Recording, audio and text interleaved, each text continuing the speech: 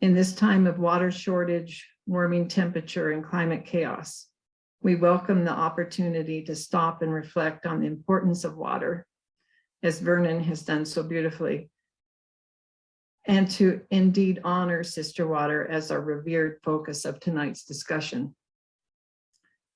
Not only are all of our speakers accomplished, they are women of lovely spirits who love our place, communities, and earth, which motivate and inspire their work. I would say that they embody the thought of the poet Mary Oliver: our work is loving the world. Arcie Chapa, who will moderate our discussion, is a PBS NBR broadcast journalist and documentary filmmaker who for many years hosted and produced the KNME Weekly In Focus, as well as the KUNM Call-In Show.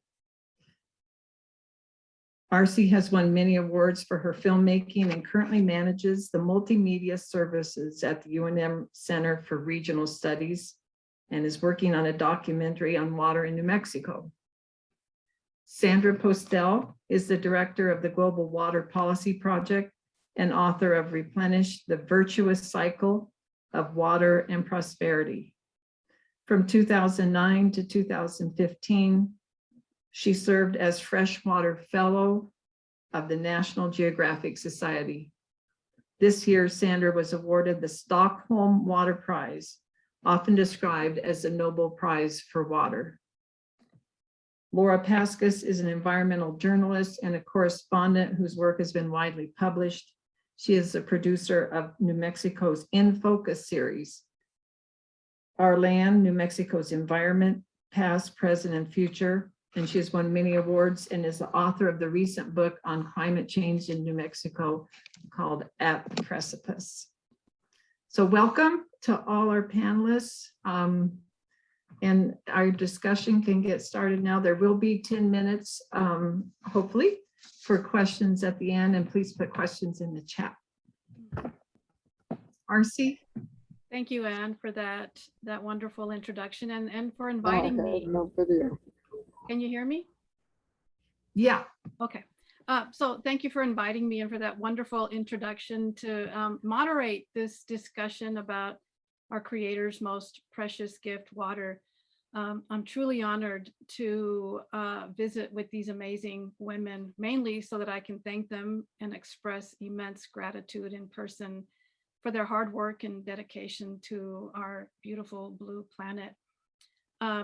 And I guess, Joan, one of the reasons you invited me to host this discussion is because I am, as Anne mentioned, producing a documentary about New Mexico's acequias. And acequias, if you don't know, are centuries-old gravity-fed irrigation ditches that were dug by hand going back to the ancient ones. And New Mexico is the only state that has a vast network of functioning acequias in place, more than 700 currently, and mostly in central and northern New Mexico. There are still some in the southern part of the state.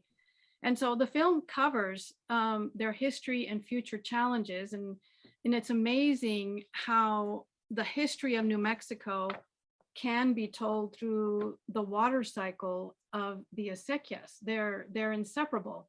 And so that brings me to my first question for Sandra.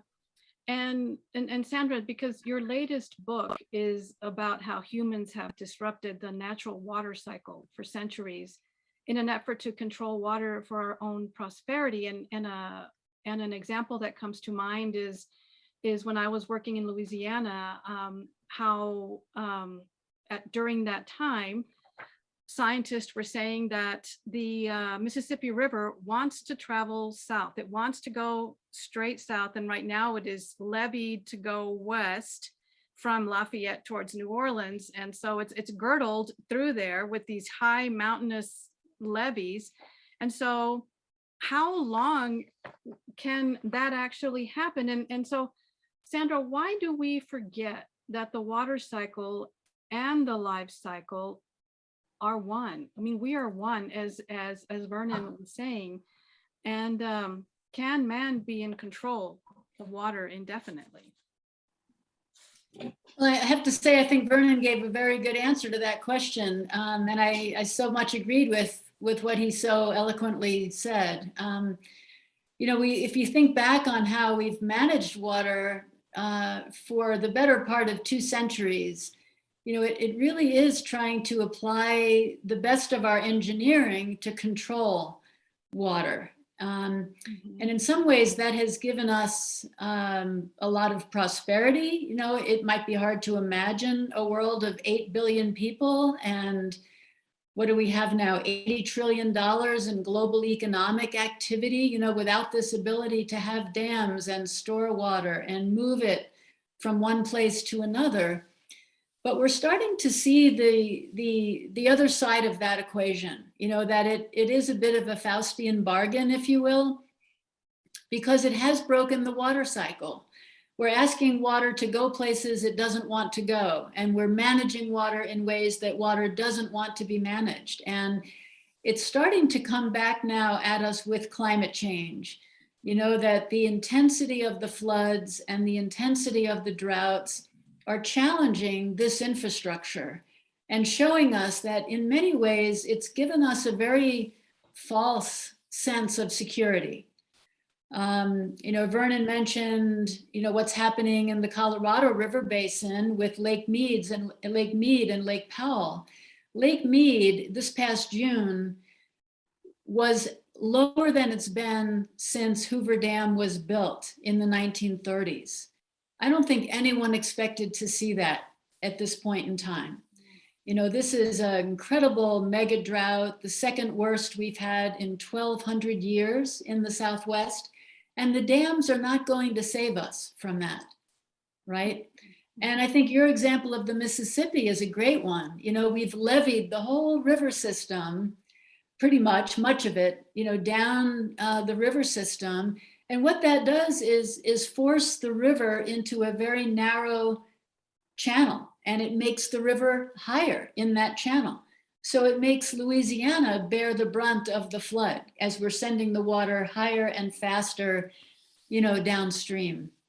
So part of what my book is about is trying to suggest we take a completely different approach and work in partnership with nature, something, you know, Vernon talked eloquently about, that we need to work more with nature than try to control it to the degree we have. And my book is filled with examples of how we can do this, but it does take that new paradigm. It does take that change in mindset, and conserving water and working with nature, returning water to the natural environment have to be keys for doing that. And I'm sure we'll get into some examples, but I'll stop there. Yeah, thank you for that question. Sure. Yes, I do definitely want to get into some of those examples and some of the things that are happening now that will give us hope in the future.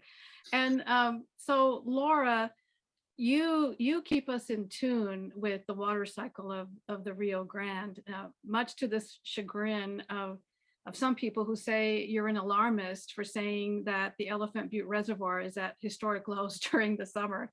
I remember reading somebody's comment when you were showing us pictures, and I'm like, oh my God, how can you even argue? Look at it. And, you know, one just has to drive by it to see. And so you write that as drought continues and climate change ramps up, the big river, quote unquote, is already a climate casualty in New Mexico. And that hit me like a ton of bricks. That's very heart-wrenching. And so how have you seen it change through the many years you've been observing it and writing about it? Thank you, Arcie. Thank you, everyone, for being here tonight. Vernon, I wish I could just turn all of my time over to you and just listen to you talk tonight. I really appreciate all that you said. I'm just going to give one small example of what I have seen change. You know, I'm not from New Mexico. I moved here in 1996. And so, you know, my view of the river is a very limited one. But there's, you know, one particular stretch of the river that I've walked along for about 20 years now, going to the same spots over and over again. And I was there last 2 nights ago, for Sunset. And, you know, our Rio Grande has changed so much, especially since the 1970s when Cochiti Dam was built. And, you know, we have these big islands in the middle of the river that become increasingly anchored with, you know, like Russian olive and trees like that. And as the river gets lower and lower, and we've seen these really low flows the last few years in particular, the channel is shrinking. The floodplain is becoming, you know, as the floodplain doesn't have water rushing through it, it's just being taken over with a new generation of growth in the past couple of years. And so anyway, 2 nights ago, I was out in this kind of, if you were floating downstream from, say, Bernalillo or the Alameda Bridge, you would call this section of the channel River Right. There's a big island that has separated the 2 parts of the channel, but it's been a flowing channel in my experience for 20 years. And in the past 2 years, this part of the channel has dried and currently just has a really small trickle. And so all of this growth is filling in this section of the channel in the floodplain. And I can see the in incising and just separating from the larger floodplain.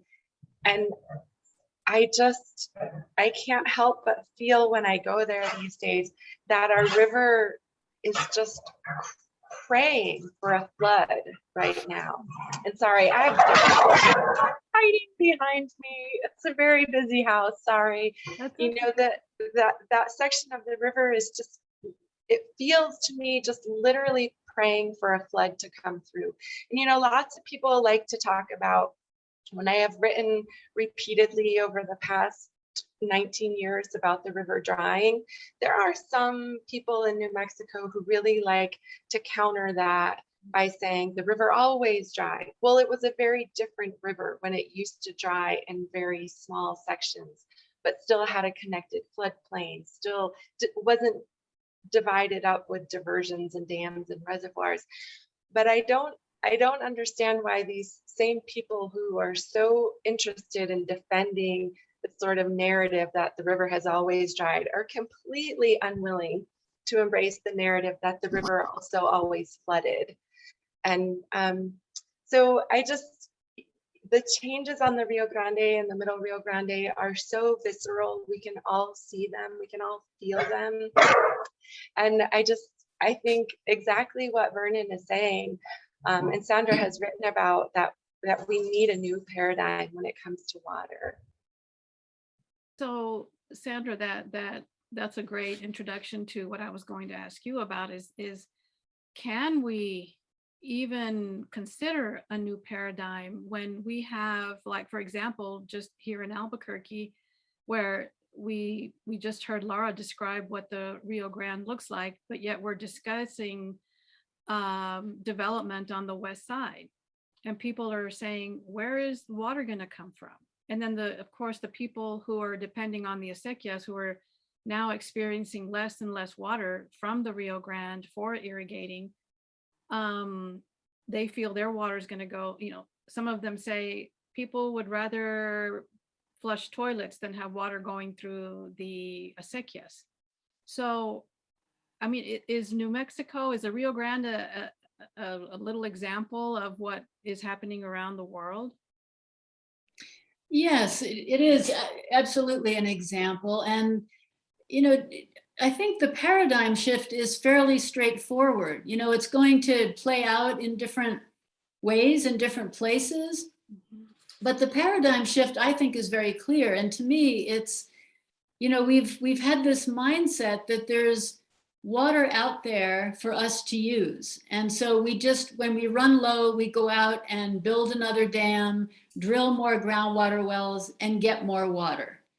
And that's been the basic approach. As the demand increases, increase the supply to match the demand. We can't do that anymore because there's no more water to be had in many places, the Rio Grande, the Colorado, being important examples here in the Southwest. And so the paradigm shift is to say, you know, we have to reduce our human water footprint, you know, conserve water, use it more efficiently, consume differently, and then return water to the natural world, because we're connected to the natural world. And if we don't protect the river, if we don't protect the ecosystems, we're not protecting ourselves. And so I think that paradigm shift is just getting out of the sense that there's water out there to get, and every time we run low, we go out and get more. No, we have to now reduce our demand, become more efficient and productive with the water we do have, share water with ourselves and with the natural world, and live within the limits of the water supply. And the thing that I think is very important in this is to begin to put rivers and the freshwater ecosystems at the center of that paradigm. You know, we tend to give them whatever's left over. And again, we're part of this web of life. So that's not only not good stewardship, it's not very good for our own self-preservation. So I think, to me, that's the basic paradigm shift. And I think here in New Mexico, I am even less from New Mexico than Laura. I've only been here about a dozen years, and I moved here from the northeastern part of the United States. So very different climate, very different set of water challenges. But, you know, having studied water throughout the world, I think one thing I see in New Mexico is the benefit of having people like Vernon, having the appreciation of native cultures and their very different approach to water as a guide for us, and as something we can learn from and adopt. And secondly, as you pointed out, Arcie, the acequias, which are built upon a foundation of sharing. Whereas the Western Anglo culture that has come on top of all of this is about appropriating rights and competing for those rights. And if I got here first, those rights are mine. It's not sharing. And I think as we're beginning to figure out how to adopt ways of dealing with climate change and the scarcity that we have, sharing has to be central to that. Equity and sharing and the life of the river. And so I think we have a better chance in New Mexico by honoring those different cultures and ways of thinking about water and valuing water and being in community around water. I think we have a better chance of doing that than almost any other state in the West. And so I would love to see that begin to define New Mexico's water as well going forward. Just some thoughts. I'd be interested in what Laura thinks on that too. Yeah. Yeah. Well, I wish that that some of the people that I've talked to and interviewed for this film were in the audience here today, because a lot of people aren't bothered by the development pressures. In fact, they don't even want to discuss that with me when I even broach that subject, that, you know, how can we continue at this level of development? And they say, well, we've done the studies and we have, we can maintain our level of water, if not more, for the next 100 years here in Albuquerque. In other words, we can build a city, we can continue. And I don't know, Laura, if you've kind of come across that too, that I don't know if it's denial or whether they know something we don't know. So Laura, maybe you can shed some light on that. Yeah, I think so many people are just, particularly if you are a relative newcomer to New Mexico within the last, generation or two, you are accustomed to being provided for. And I think it's really hard for people to understand the limits of water in the Southwest. I've had so many people over the years, say things to me like, why are we giving water to Texas when we don't have enough water here? And I think, what I've been saying to people, especially this year, is there's no water upstream for anyone to release for you. If you go up to, you know, I've never seen Abiquiu Reservoir as low as it is right now. You know, I think that a lot of people just don't understand scarcity. And I think it's going to be a really rude awakening for lots of people. And just, I wholeheartedly agree with Sandra. I think New Mexico has, you know, we have our share of challenges, but there is nothing that gives New Mexicans strength more than our diversity and our, you know, ability to be guided by the cultures and communities who have survived here through adverse conditions. And I just think when I was listening to Vernon, I was thinking of a recent conversation I had with Julia Bernal from the Pueblo of Sandia. She's the executive director of the Pueblo Action Alliance. And she talks about a Pueblo feminist perspective on water and thinking about the Rio Grande as our mother. And we actually were featuring her on our show in a couple of weeks, and I'll make sure to send that link along so that you can hear her in her own words. But I really think, you know, I think it's, in some ways, it's so unfair for the newcomers in New Mexico to be relying on Native communities to be helping. You know, we are the ones who cause these problems. But I think New Mexicans are far better off than, like Sandra said, those in other Western states. And I couldn't agree with you more.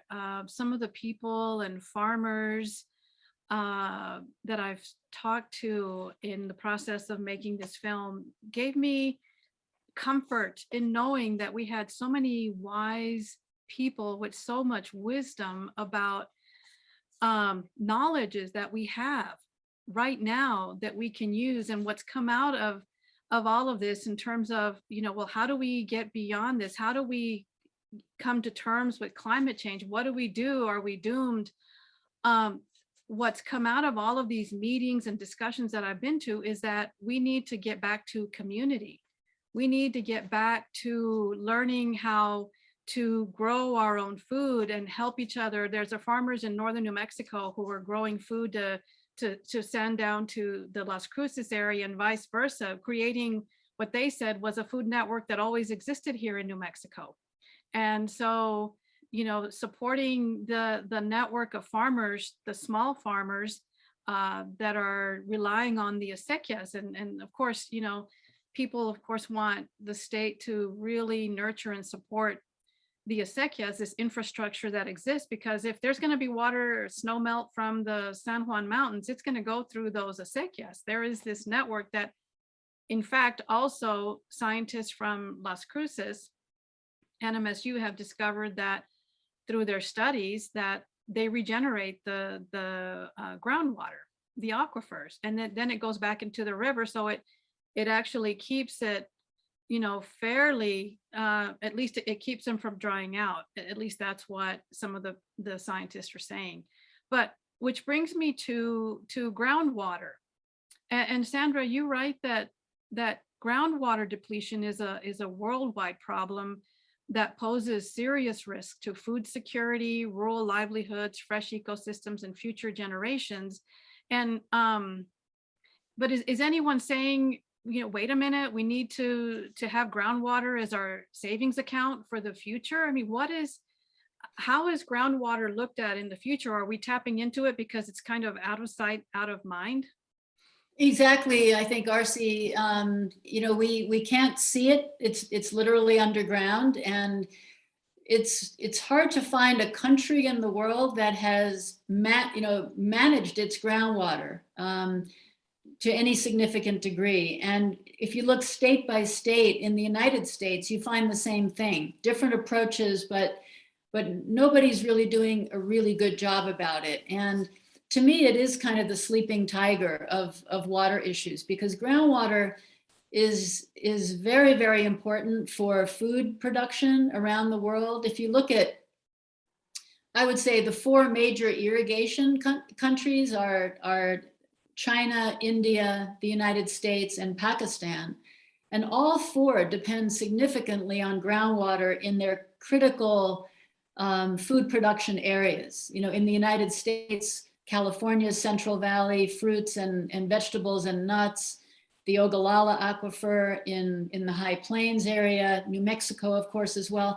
So the problem is we're just taking more out than is going back in. And especially as we see climate change impacts coming, what you want to be able to turn to is your groundwater reserve in times of drought. And if we're depleting groundwater, even in normal years, quote unquote normal years, because we don't have normal years anymore, then that groundwater is not going to be there to get us through those drought times. And so I think states like California are starting to get real about this problem. They ignored it and denied it for a very long time. They finally passed a law in 2014 that asks the farmers to divide themselves into groundwater basins and come up with a plan by 2040 to have sustainable use of groundwater. That's going to be very difficult. There'll be a lot of irrigated lands that come out of production in order to meet that goal. And here I think, you know, we've seen after the completion of the San Juan Chama project that brought water into the Rio Grande from the Colorado Basin, we have started to see the use of that water to recharge our groundwater aquifers in New Mexico, in Albuquerque area in particular. So the groundwater levels have come up a bit in the Albuquerque area. Most states in the West that are using that diverted water need it. We're actually not in need of it at the moment, so we're using it as we can. I shouldn't say we don't need it. We don't need all of it all the time. So when there's excess, we can use it to recharge. So if you go look at Bear Canyon, for example, that stair-step recharge area, that's putting water into the groundwater. And I think that's a good thing. Arizona's been doing some of that. California's trying some very innovative ways to do that. So I think replenishing groundwater, and it's going to look different in different places, is really key to having water security for food production and our urban areas as well. Well, you mentioned in your book that Saudi Arabia has set up shop in Arizona to use the state's precious groundwater to grow alfalfa hay.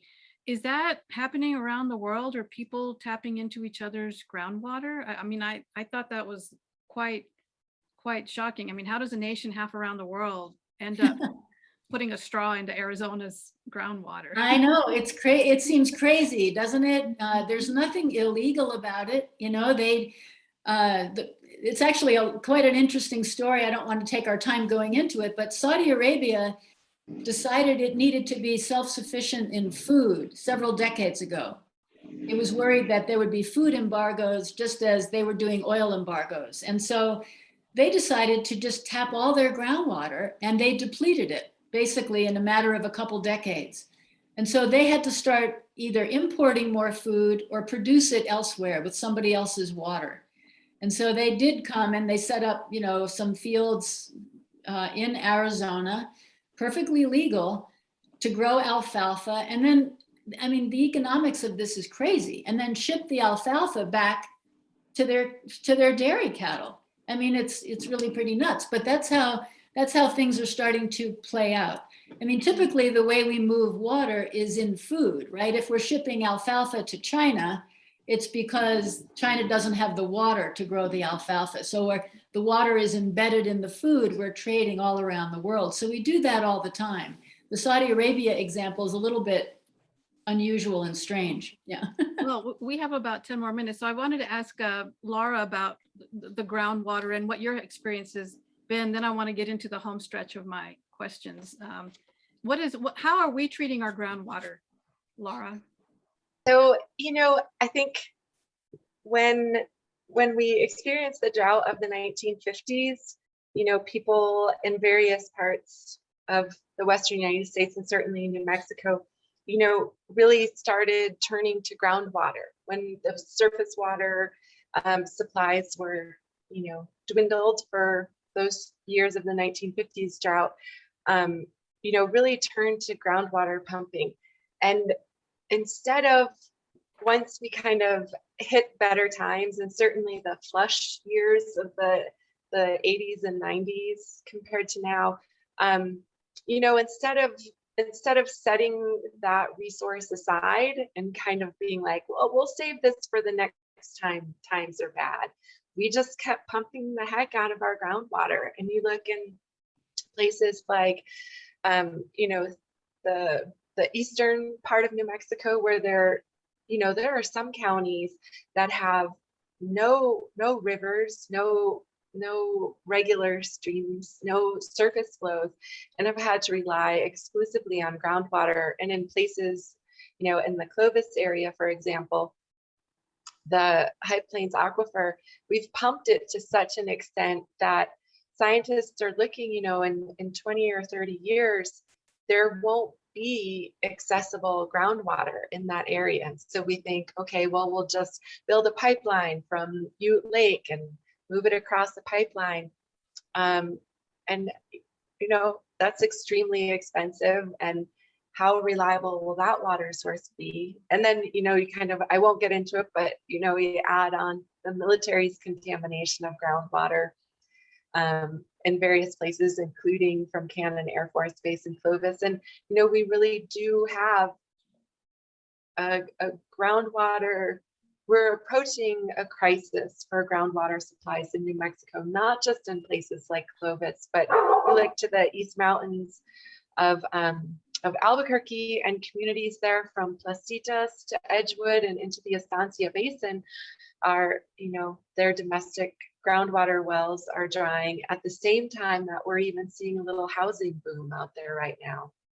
So we're just, there are people who are trying and institutions that are trying, but we're not thoughtful about our rivers, and we are certainly not thoughtful about the water we can't even see. Yeah.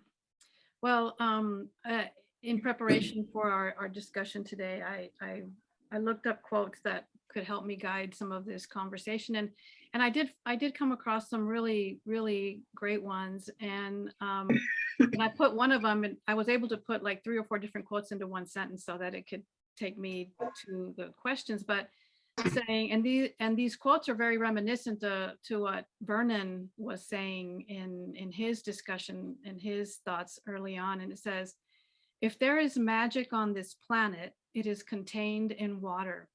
Yes, nothing is softer or more flexible than water, yet nothing can resist it. It is the most powerful and the most endurable. It is the life-giving force of all nature."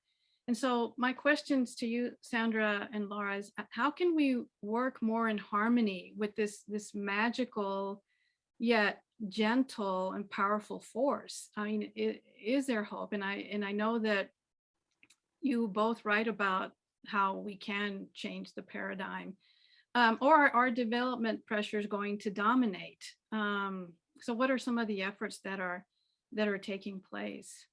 I mean, and then also the whole question that Vernon brought up about community versus commodity. And that's one of the questions that I bring up in the film is, we're seeing water as a commodity where it's put on the market and sold to the highest bidder, rather than a community or common heritage that belongs to future generations as much as it belongs to us. So, I mean, water just in and of itself is gentle yet extremely destructive when you know of its force. I mean, yeah, I mean, how do we respect it, and why don't we respect it? So that's I know that's a lot of questions right there. So I guess the original question was, how do we live in harmony with it? I guess I can try to start. It's a complicated question, but I think overall, certainly we need to be realistic about climate change, for one. And we're in a state now of what scientists and I have started to call aridification. It's a long word. It basically means a drying out, right, of the landscape. And it doesn't mean everything's going to die. It doesn't mean all is lost, but it does mean we have to get realistic about living with less water in the Southwest. The Colorado River Basin states have to grapple with that. We in the Rio Grande Basin have to grapple with that. And accept that, right? I mean, I think denial is a tricky thing. You know, we tend to deny things that are really hard to get our heads around. And the longer we deny the impacts of climate change and the aridification of the land and the water, the harder it's going to be to live in harmony, right? So I think we have to get realistic about the consequences. And the science is getting much clearer about that. That even if we have a normal year of snowpack, we're not going to have a normal year of runoff into our rivers because it's evaporating. You know, a warmer atmosphere is a thirstier atmosphere. So the higher the temperature goes, the thirstier the atmosphere gets. And the more water it pulls out of the soil, out of the rivers, out of the wetlands, and the less there is for us. And so then we have less water to share. And I think I have to say that because there's a reality check we have to do about that we're going to have less in the future, less water to work with. So that means to me, we do need to get more creative about how we use it and share it. You know, we need to figure out how to have a healthier river alongside healthy agriculture. We need to think about our consumption choices. And I think the nice thing about water is whether we're, you know, an individual, a family in our home, we can make choices about how we use water, the kinds of foods we eat, how much food and energy and water we waste and don't waste. All those things make a difference when we multiply it by millions of people. So everyone can participate. Communities can act together and then just move right up, you know, cities and states and nations, and internationally, we're all gathered in in Scotland right now for the COP26. So we need to act as a community at our very local level, right up to the global level. But overall, again, it has to be, you know, I think shrinking that human impact and that human footprint, and then returning water to the natural world. We've got to figure out how to repair this water cycle. And one last point about that is, you know, we tend to leave water solutions to the engineers, right? The water engineers. And, you know, bless them, they've done a great job in many ways, right?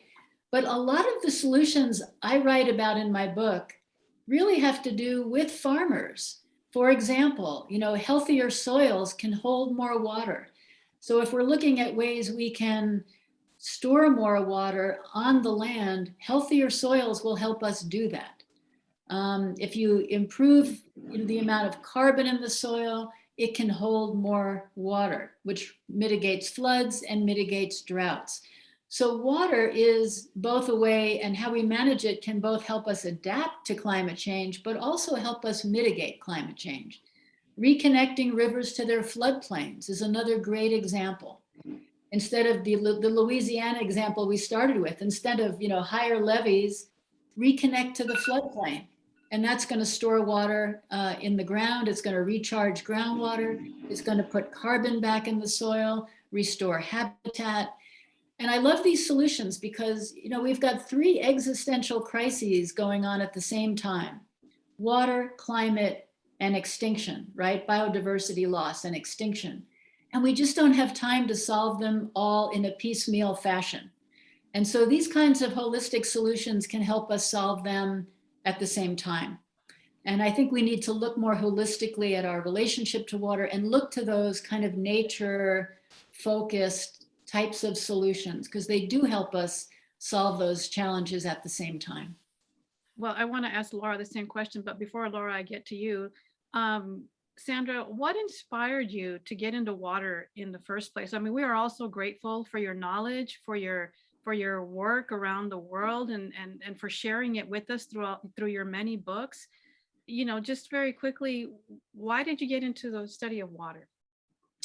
I actually grew up on Long Island and was a beach kid. So I should have probably been an ocean conservationist, right? A marine scientist. But But right after grad school, I studied geology and I studied ecology, and I had a very interdisciplinary academic career. And then my first job was working on water, and it just fascinated me, and it seemed so important. And it just felt like it was going to become more important. And I found a little niche there that I just thought, do the best you can and try to make a difference. And I just never let go. It kind of bit me and I never let it go. So Thank you.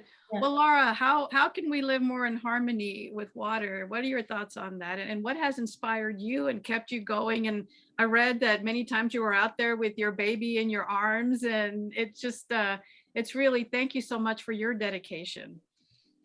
Thank you. I think one of the things, and I'm also going to kind of partly answer one of the questions in the chat about making impactful changes, because I think here in New Mexico, one of the ways that we can all make a difference and also see changes is we can no longer only have engineers making decisions about water.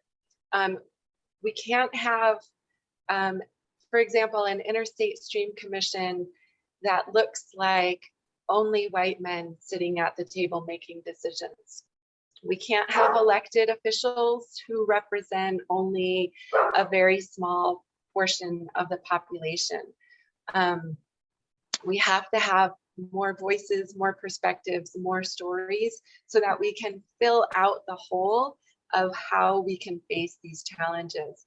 I think, it's hard for people to think like, how can I, as my one person, my one household, affect change on something as large scale as climate change and New Mexico's increasing water challenges? But here in New Mexico, we all know each other, right? I'm sure every one of us, if we were sitting in a room, we could find like 6 degrees of separation, and we would all have common people in our lives. But we have a citizen legislature who has to listen to New Mexicans. There are more and more progressives in the legislature. There's more and more diversity in the legislature. But I think really for me, the big thing is that we have to be really vigilant that the people making decisions are not, that they don't all look the same, that they don't all come from the same background or have the same interests. And like what Vernon and Sandra have said, or that you have said, is that we need to place our trust in people who aren't thinking about water as a commodity necessarily. And so I think that that's a really important way that we can all have an effect here in New Mexico, is being cautious about who we elect, holding them accountable, and then making sure that the people they put into positions of authority and decision making are representative of all New Mexicans. Thank you. Well, we have a question in the chat. It says, how do we bring farmers, big ag, to the table around these issues? Seems like they are one of the biggest stakeholders, largest users, and often the most resistant to new methods. Anybody want to take that question? Sandra? I think that there's this huge opportunity, I think, nationally in, again, getting out of our silos, our bureaucratic silos, our professional silos, that water is everyone, it's an all hands on deck moment, right? Water is, and agriculture, of course, is using, depending on where we are, but 70 to 80% of the water we're extracting from the natural environment. So of course, agriculture, farmers, ranchers need to be at the table.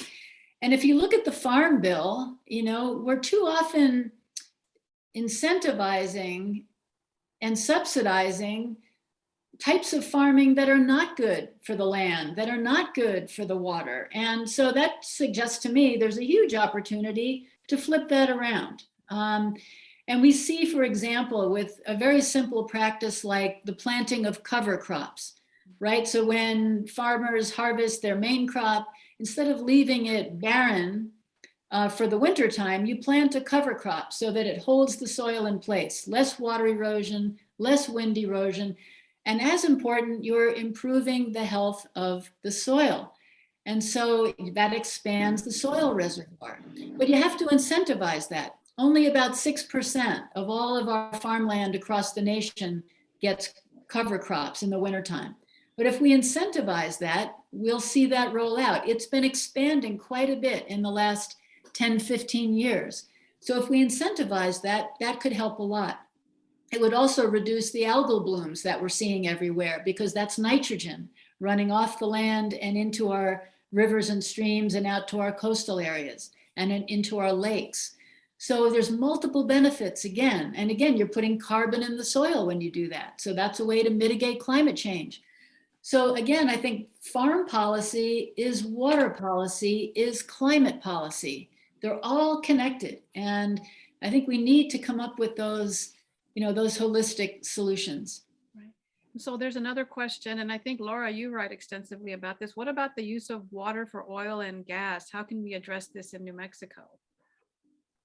Yeah, again, it matters who you elect. Here in New Mexico, the Environment Department and the Oil Conservation Division are working on different types of rules in terms of oil and gas. But I think the big conversation we really need to be having in New Mexico is economic diversification.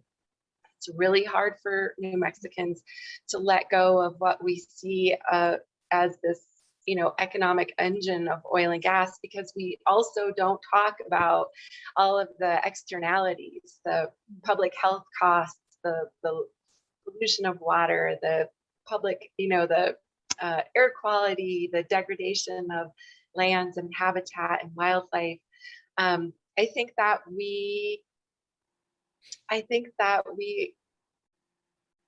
there's so many good conversations that we need to be having in this state.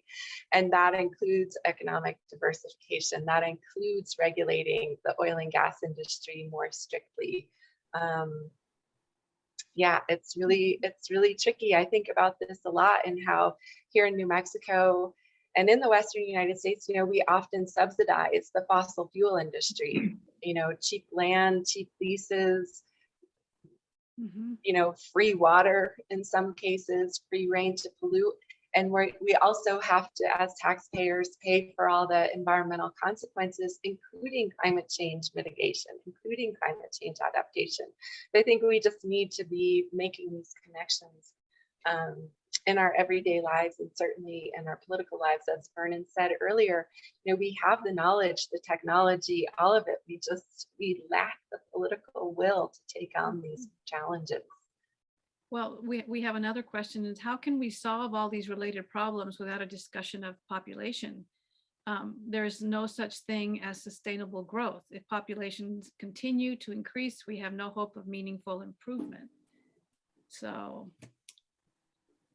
Yeah, I think population is certainly, an issue. I mean, population growth rates have come down dramatically worldwide.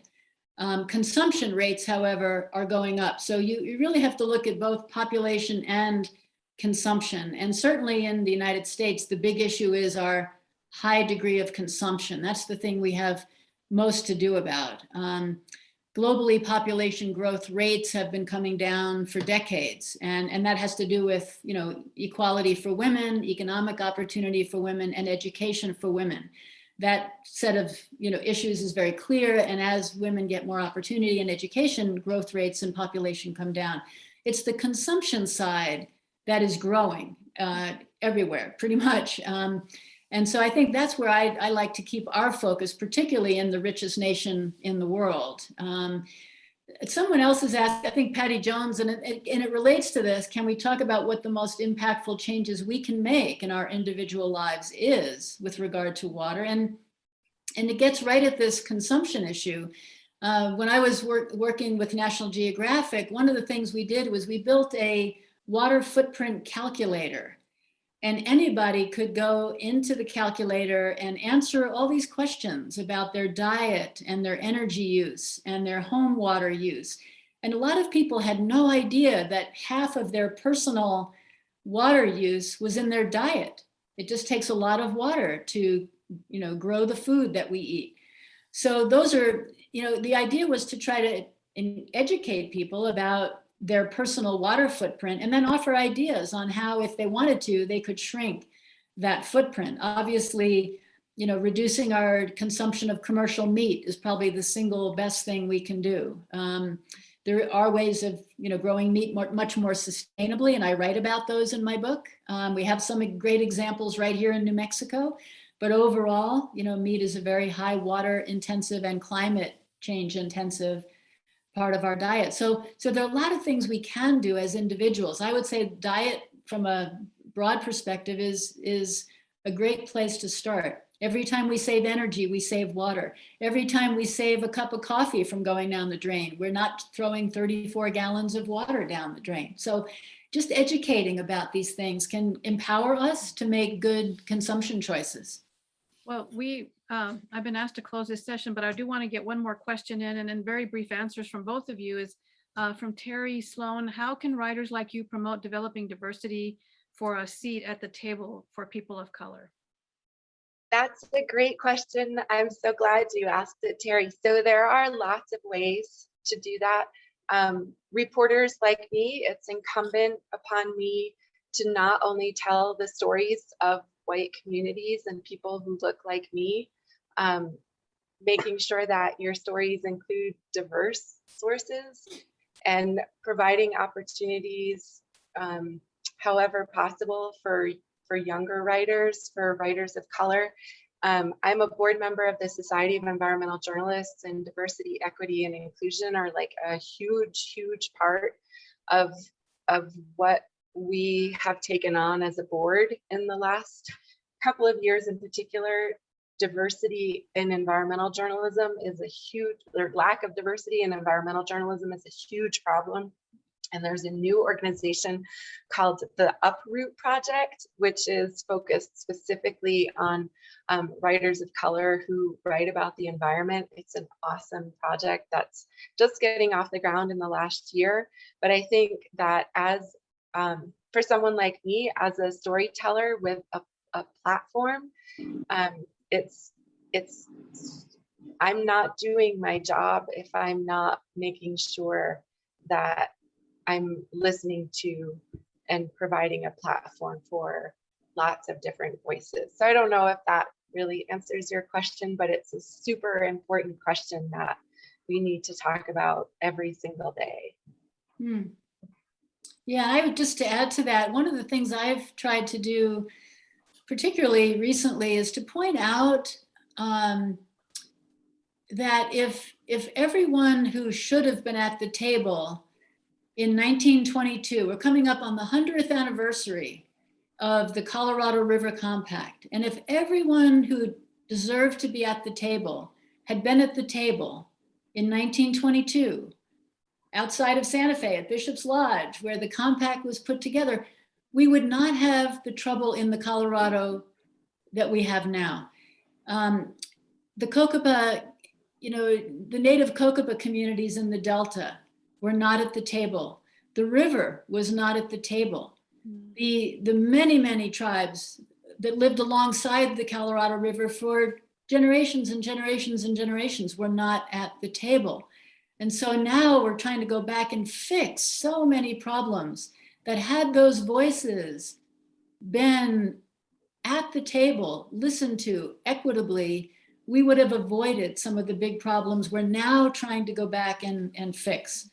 So this is a big lesson for all river systems around the world, is make sure everyone who is a stakeholder in that river system is at the table for the big decisions about it. And I just have to say, if that's the end of our discussion, I just want to thank you all for joining. I mean, water's my passion, and you've spent an evening listening to us talk about it and join in thinking about how we can work as a community. And it means a lot to me when people take time to gather around water and really, share their ideas and listen and share and think about it together. So I'm very, very grateful for all of you tonight for doing that.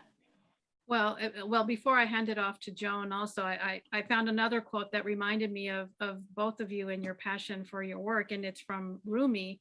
And he says, when you do things from your soul, you feel a river moving in you, which is joy. And I feel like both of you have dedicated your lives, and you probably have rivers moving in you. We all do, which is a good segue into a question that was left by, let's see, I've lost it. Donna, how can people